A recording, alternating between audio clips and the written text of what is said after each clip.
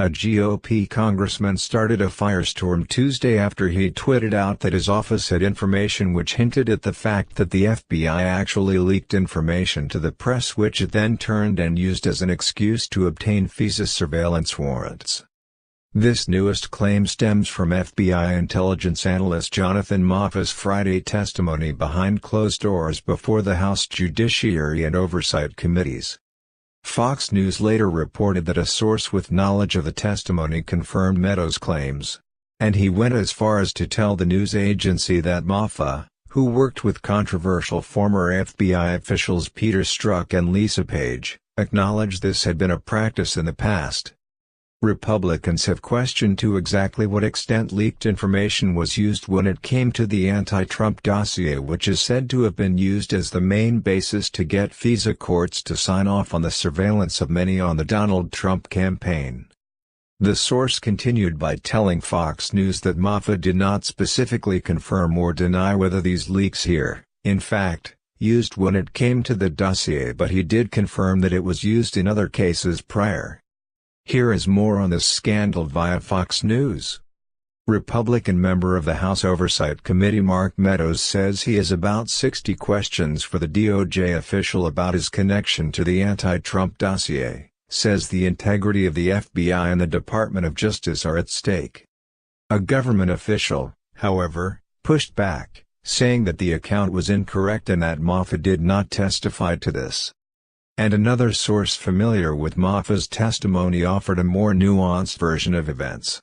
The source told Fox News that Moffitt said the FBI keeps track of open-source reports related to their cases, and when asked whether a FISA application would reference a news account, he said it could be possible, hypothetically, but the FBI aims to find better information.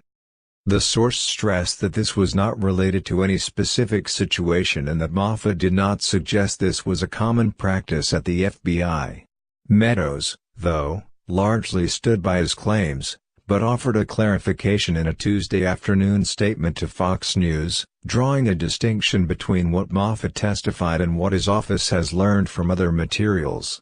Jonathan Moffitt made it clear to the committee the FBI routinely uses media reports to corroborate analytic work product. We have emails and texts plainly showing the FBI leaks to the media, raising major red flags. If FBI executives want the American people to believe they haven't used leaks to their advantage, they are not being honest, Meadows said in the statement, while saying this includes FISA materials. Meadows also told Fox News America's newsroom earlier Tuesday that the committee had evidence of the FBI's practice that would be hard to refute. We know that some people at the Department of Justice and the FBI actually gave information to the media, then the stories were reported. Then they used those reports to justify further investigations, Meadows said. You know, that's like saying, we're going to incriminate on one hand, and be the jury on the other. It just doesn't work that way.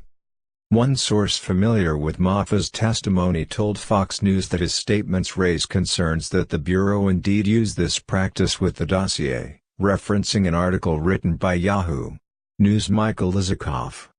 The Isikoff article was published on September 23, 2016, focusing on Page's July 2016 trip to Moscow. According to a House GOP memo earlier this year, the Isikoff article did not corroborate the Steele dossier as the article was derived from information leaked by Steele himself to Yahoo News.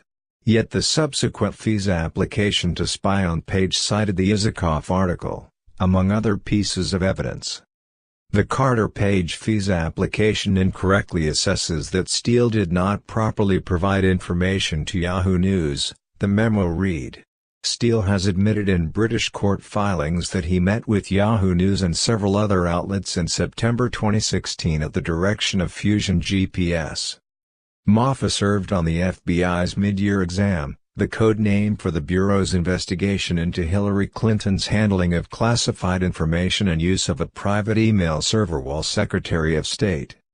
Moffitt's name often appeared in text message conversations between former FBI officials Strzok and Page, who came under scrutiny for their anti-Trump and politically charged exchanges.